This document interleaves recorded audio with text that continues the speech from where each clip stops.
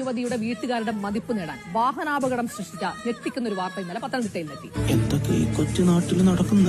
December 23 വൈകിട്ട് സ്കൂട്ടറിൽ പോവുകയായിരുന്ന യുവതിയെ പത്തനംതിട്ടയ്ക്കടുത്ത് വാഴമുട്ടം ഈസ്റ്റിൽ വെച്ച് അജാസ് കാറിൽ പിന്തുടർന്ന് ഇടിച്ചു വീഴ്ത്തുകയായിരുന്നു. ശേഷം നിർത്താതെ പോയി. ഉടൻ മറ്റൊരു കാറിൽ സ്ഥലത്തെത്തിയ രഞ്ജിത്ത് ഈ രക്ഷാപ്രവർത്തനം ഏറ്റെടുക്കുകയും യുവതിയെ ആശുപത്രിയിൽ എത്തിക്കുകയും ചെയ്തു. ഇവിടെ വന്ന ആളുകളോട് എന്താണ് അപകടമാണോ, ഞാൻ ഈ കുട്ടിയുടെ ഭർത്താവാണ് എന്ന് സ്വയം പരിചയപ്പെടുത്തുകയാണ്. അപ്പോൾ തന്നെ നാട്ടുകാർക്ക് സംശയം ഉണ്ടായിരുന്നു. മനസ്സിലായെന്ന് തോന്നുന്നു. കാരണം ഭർത്താവ് എന്തിന് അങ്ങനെ പിന്തുടർന്ന് വരണം.